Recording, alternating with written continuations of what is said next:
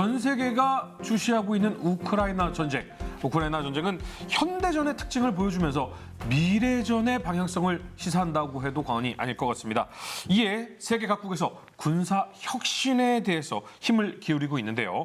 지난 시간에 이어 손한별 교수님 그리고 임철균 연구위원님 모시고 군사 혁신에 대해서 이야기 한번 나눠보도록 하겠습니다. 안녕하세요. 안녕하세요.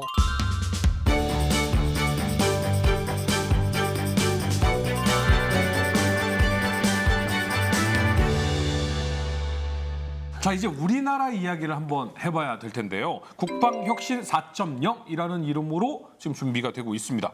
이게 왜 필요한 건가요? 우리가 처한 국제 정세를 보면 그 미국이 RMA를 했던 1990년대와 별로 다르지 않아요.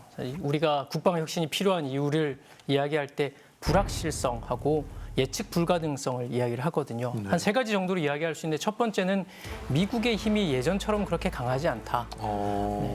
그러면서 발생하는 미국과 중국의 전략 경쟁의 틈바구니 속에 한국이 있는 것이고요.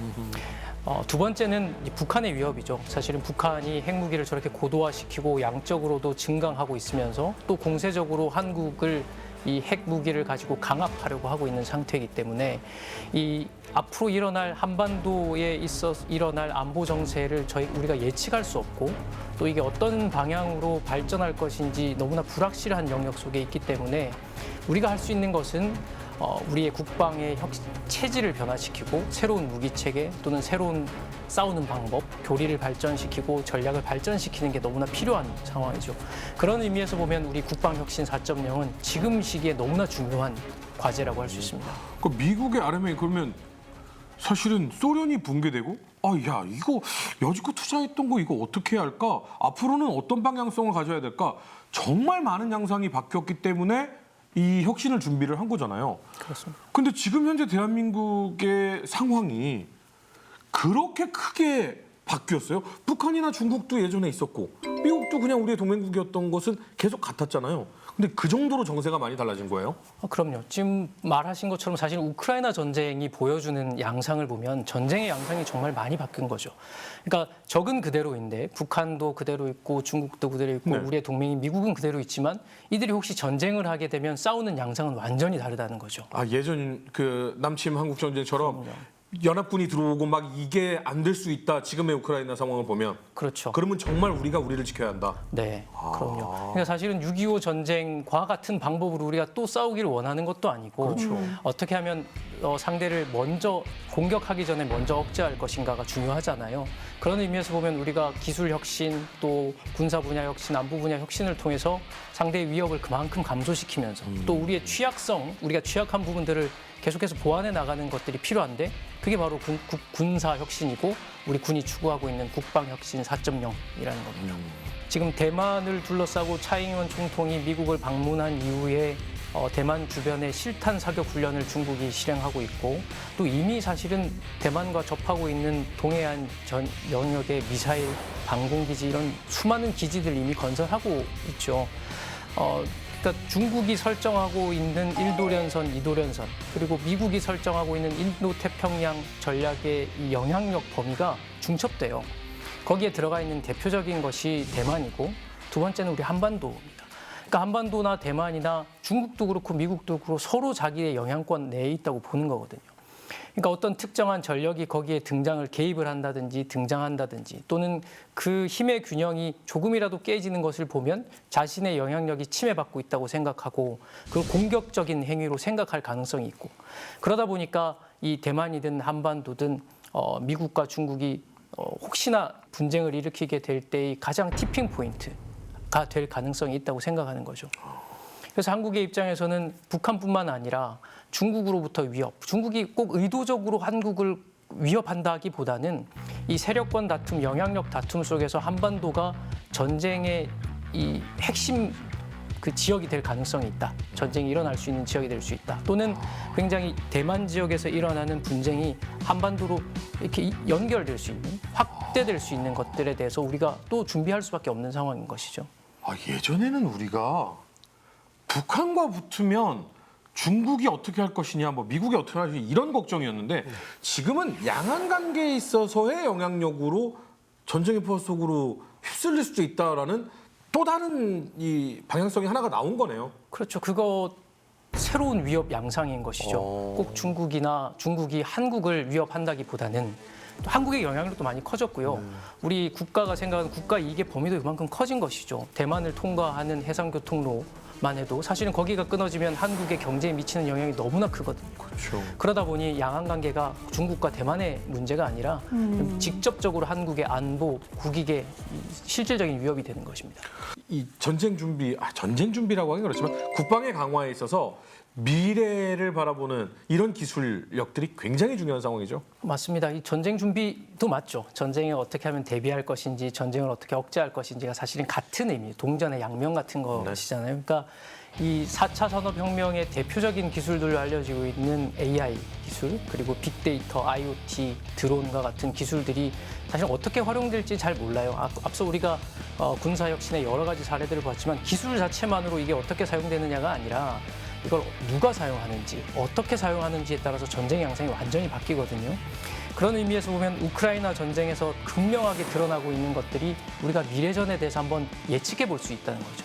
그래서 현대전과 미래전의 양상이 동시에 나타나고 있는데 이제 그런 의미에서 볼 때 우리가 현대전도 잘 준비해야 되지만 새롭게 나타나는 미래전 양상이 잘 준비하지 않으면 안 된다. 그래서 이 군사혁신의 필요성이 거기서 부각되는 겁니다. 네. 근데 이 걱정하기 전에 제일 걱정해야 될 건 인구가요. 신생아 수가 25만 명 아래로 떨어졌습니다. 맞습니다. 뭐 AI고 뭐고 간에 사람이 이제 더 이상 없는 상황이 발생하고 있거든요. 이게 군대에 미치는 영향 어마어마하죠. 진짜 심각합니다. 우리 한국군이 지금 겪고 있는 가장 큰 위협이라고는 사실 볼 수 있어요. 네. 2012년부터 2022년까지의 표를 준비했는데 육군 한번 봐보시겠어요? 계속 하락세네요. 한 해도 빠지지 않고 계속 내려가죠. 오. 지금 2022년까지의 통계 자료를 보면 36.5만 명까지 줄어들었어요. 근데 제가 처음 우리 유전사에서 시청자 여러분들이 뵀던 독소 전쟁 키예프 편에서 양측의 비율이 3대 1이 되면은 공격을 할 수 있다라고 말씀드렸잖아요. 네. 독일이 그걸 못해서 졌다. 근데 지금 그 비율이 점점점 가까워져 오고 있어요. 우리가 6.25 전쟁 때 북한이 우리를 침공했을 때 북한군이 20만 한 몇천 정도 됐잖아요. 한국군도 한 10만 3천 정도 됐고 비율로 따져보면 1.9배였단 말이죠. 네. 근데 지금은 2.6배. 북한이 2.6배가 더 많아요. 오히려 북한은 원래 102만 정도 있던 병력을 110만으로 올렸어요. 그러면 한국군이 정말 잘 준비되고 잘 무장된 정예화된 부대지만 낙후된 병력이 저렇게 차이가 나버리면은 나중엔 이 질적 우세가 양적 우세에 상쇄될 수도 있는 결과까지 다다를 수도 있는 정말 심각한 상황인 겁니다. 그렇다면 본격적으로 대한민국의 국방혁신 4.0에 대해 또 이야기를 나눠봐야 할 것 같습니다. 국방혁신 4.0 기본 계획은 어떻게 되나요? 국방혁신 4.0은 북핵 및 미사일 대응 능력의 획기적인 강화, 그리고 군사 전략 및 작전 개념의 선도적인 발전, AI 기반 핵심 첨단 전력 확보 등의 5가지 중점이 있고요. 여기에 딸려 있는 16개 과제가 있습니다. 근데 이 모든 걸 지금 다 다루기에는 네네. 조금 양이 많고 그래서 북핵 및 미사일 대응 능력의 획기적인 강화만 저희가 여기서 살펴보면 좋을 것 같아요. 아무래도 가장 핵심적이고 우리가 많은 분들이 우려하고 있는 부분이니까요. 그렇죠. 네. 먼저 하나씩 설명을 드리자면 한국형 삼축 체계는 시청자 여러분들을 포함해서 많은 분들이 알고 계신 것처럼 킬체인, 한국형 미사일 방어, 그리고 대량 응징 보복으로 구성이 되어 있습니다. 네, 여기서 킬체인을 잠시 설명을 드리면 네. 북한에 우리를 쏘려면 어떤 텔이라든지 이런 핵 미사일에 관련된 자산이 이동할 거 아니에요? 또 그걸 지휘하는 지휘 성원들이 이동을 하겠죠. 이런 것들을 탐지를 해서 징후가 명확하다면은 신속 정확하게 제거하겠다. 원래 이 킬체인은 거부적 억제라는 걸 달성하기 위한 체계예요. 그러니까 이 거부적 억제가 말이 좀 어려운데 쉽게 얘기하면 너가 날 때리는 것보다 네가 더 많이 맞을걸? 라는 걸 저한테 이제 알려주는 거죠. 그래서 공격을 하지 못하도록 이제 사전에 억제를 하는 겁니다. 그러다가 이제 나중에는 F2T2EA라는 개념으로 발전을 하거든요. F2T2EA는 표적의 탐지부터 표적을 식별하고 이걸 추적해서 타격하고 평가하는 것까지 30분 안에 하겠다는 거예요. 그리고 한국군의 킬체인이 최초 연구 단계에서는 이 F2T2EA를 착안해서 여기서 연구를 해왔거든요. 이 다음에는 이제 여기 4D 전략으로 발전을 더 하고요. 무기 체계를 이렇게 그물망처럼 엮어가지고 어느 하나가 빠지더라도 다른 무기 체계로 대응해서 할 수 있도록 어떤 작전의 반응 속도를 획기적으로 향상시킨 그런 개념으로 발전을 하고 있습니다. 저희가 보통 미사일 방어를 할 때 보면 저고도에서 폭파하는 방법, 중고도에서 폭파하는 방법, 고고도에서 폭파하는 방법 뭐 이런 것들이 있잖아요. 네네. 근데 킬체인의 기본 개념은 일단 쏘기 전에 파악해서 타격하겠다라고 맞습니다. 봐도 되겠죠. 맞습니다. 그래야 아무래도 첫 번째 발사하는 개수가 줄어들 것이고 그렇습니다. 거기서 또 제거하고 또 제거하고 맞습니다. 그 가장 기본이 되는 축이 킬체인인 거네요. 그렇습니다. 어허. 그럼에도 불구하고 놓친 미사일들이 몇 발 있을 수 있잖아요. 있겠죠. 그런 것들은 이제 KAMD, 네. 한국형 미사일 방어로 요격을 하는 겁니다. 어허. 근데 우리 시청자 여러분들이나 다른 분들께서 생각하실 때 우리 한국군의 미사일 방어 능력 과연 괜찮은가? 라는 의문이 많이 있잖아요. 아 물론 뉴스멘터리 전쟁과 사람을 안 보신 분들은 뭐 그런 생각을 하실 수 있습니다. 하지만 보시는 분들은 아마 저고도나 고고도는 나쁘지 않을 텐데 중고도가 좀 문제일 텐데 이런 느낌 가지고 있지 않을까. 엄청난 고수네요. 근데 실제로 다른 국가들하고 비교를 해보면 한국의 미사일 방어 능력은 떨어지는 편이 아니라 오히려 상당히 높습니다. 네. 천궁투 포대가 배치가 이미 되어 있고요. 팩3도 이미 배치가 되어 있고 거기에 지금 개발 중인 LSAM이나 LSAM2 그리고 장사정포 요격 체계가 전력화가 된다면은 어느 정도 킬체인과 같이 보완해서 상당 부분 효과를 발휘할 거라고 생각하고 무엇보다도 지금 우리 국군 장병 여러분들께서 지금 이 순간에도 국가 방위를 위해서 최선의 노력을 다하고 있지 않습니까? 네. 완벽한 합동 작전으로 그 위협들을 다 제거할 수 있을 거라고 저는 믿어 의심치 않습니다. 어디서 쏘는지 먼저 발견하고 타격하고 네. 쏘는 거를 요격하고 네. 여기까지는 그래 할 수 있어요. 네네네. 근데 응징보복에 대해서는 얘기를 안 해주셨거든요. 맞습니다. 사실 삼축 체계의 마지막 세 번째 게 대량 응징 보복 체계예요. 이 대량 응징 보복 체계는 다들 아시는 것처럼 문재인 정부가 이전 정부 시기에서는 압도적인 대응이라는 명칭으로 바뀌었다가 지금 정부에서는 다시 압도적인 대량 응징 보복으로 명칭이 환원이 됐거든요. 여기에는 우리 육군 미사일 전략 사령부의 각종 현무 계열의 탄도탄들이 있죠.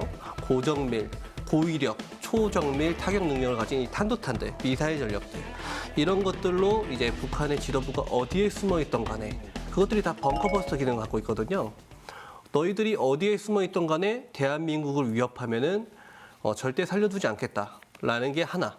그리고 북한의 공군력으로는 요격은커녕 탐지조차 되지 않는 F-35A 스텔스기에 의한 초정밀 폭격. 마지막이 세계 최강의 전투력을 가지고 있는 우리 특전사에 의한 특수전. 이렇게 세 가지로 구성이 되어 있습니다.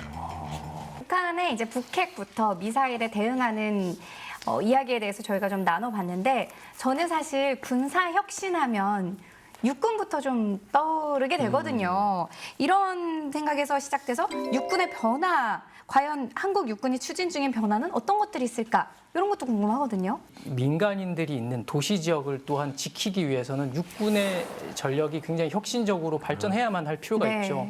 또 상대가 우리의 중심이라고 할 수 있는 도시 지역을 공격할 가능성이 있기 때문에 그렇고요. 그런 의미에서 우리 육군은 아미 타이거 라는 이제 혁신적인 그 프로젝트를 내놓고 있습니다. 이게 미래형 지상 전투 체계라는 것인데요. 이게 필요한 이유는 국방혁신 4.0에서 다룬 것처럼 미래전의 양상은 크게 달라지고 있고 불확실한데 또 병력은 굉장히 줄어들고 있는데 어떻게 이러한 상황에 적응할 것인가? 어떻게 하면 우리가 좀 더 우세한 상황에서 전쟁을 맞이할 것인가라는 이제 개념으로 만들어진 것이고요. 크게 이 아미타이거는 이제 아미타이거 기반 전투 체계, 그래서 전차와 장갑차를 지금 현재 2.5세대 정도로 평가하고 있는 이 전차 장갑차를 4세대의 장비로 바꾸는 것이고요. 그다음에 드론봇 전투 체계 많이 보셨잖아요. 이게 드론과 로봇 그리고 이 유무인 복합 전투를 만들어내는 것이고요. 세 번째는 이제 워리어 플랫폼이죠. 이 병사 한 명 한 명의 방어력을 굉장히 높이고 또 한 명 한 명의 이 전투력이 새로운 정보를 IoT 기술에서 정보를 받아서 그런 것들을 전 제대가 다 공유할 수 있도록 만드는 이 세 가지 체계, 3대 전투 체계가 이 전력 체계 전반을 이루는 것이고 이것이 아미타이거 현재 프로젝트의 핵심적인 과업들입니다. 대한민국의 안보를 걱정하는 그냥 일반인의 시선으로 질문을 좀 드리겠습니다. 그러니까 어떻게 변하겠다는 거예요? 그 사실은 굉장히 멋진 말과 여러 가지 이야기가 들어갔는데 어떤 체제로 변한다. 그러니까 이런 거에 중점을 좀 맞췄다라고 좀 알기 쉽게 알 수 있는 방법이 있을까요? 네. 아미타이거의 핵심은 어떤 전투원도 보병 전투원도 장갑으로 보호받지 않도록 만들지 않겠다라는 겁니다. 모든 전투 부대원이 네. 장갑으로 보호를 받는 시스템을 구축하겠다. 그렇습니다. 그게 이제 첫 번째 기동화고요. 그래서 트럭이나 또는 보병 전투로만 이루어지는 것이 아니라 이들을 다 장갑차 또는 전차에 태워서 방호력을 보호받겠다. 이게 첫 번째. 약간 미국이 해외 파병하는 식의 느낌이네요. 네, 맞습니다. 그리고 두 번째는 기동화죠. 그만큼 다 차량에 장갑차 전차에 이게 탑승을 하기 때문에 상대보다 더 빠르게 상대 유리한 지점으로 접근할 수 있는 것이죠. 이렇게 설명해 주시니까 딱 느낌이 오네. 네. 그러니까 철갑 호랑이네. 그렇죠. 그러네요. 호랑이일 뿐만 아니라 드론과 같이 하죠. 전차나 장갑차만 이동하는 게 아니라 이들이 다 드론과 함께 유무인 복합체를 이루어서 상대보다 더 멀리 보고요. 상대가 보기 전에 먼저 보고. 그러다 보니까 우리가 이 비가시선 전투라 그러는데 상대가 보기 전에 우리가 먼저 보고 먼저 때릴 수 있는 거죠. 그러다 보니까 우리의 공격력도 더 커지고 우리의 생존성은 더 보장받는 그런 특성이 있습니다. 눈은 몽골 매의 눈을 가지고 있는데 호랑이가 발톱이 발사돼. 그러니까 누구든 먼저 보고 먼저 공격해버리니까 너무 강력해지는 그렇죠. 그런 느낌이네요. 네. 방송을 보고 계시는 우리 시청자 여러분들께서도 분명히 우리나라가 이렇게 많은 준비를 하고 혁신하려고 노력하고 있구나라고 생각을 하실 텐데 저는 여러분들께 한 가지 부탁만 드리겠습니다. 대한민국을 지키는 군인들이 우리가 이렇게 인정받고 있구나. 내가 군인님이 자랑스럽구나. 내 집에 있는 형제자매, 부모님을 지킬 수 있어서 자랑스럽구나. 이렇게 느끼게 할 수 있도록 군인들에 대한 배려, 감사, 이 마음을 잊지 않고 응원해 주셨으면 더 좋지 않을까라는 생각이 듭니다. 저희는 다음 이 시간 더욱더 흥미로운 주제를 가지고 돌아오도록 하겠습니다. 시청해주신 여러분 감사합니다.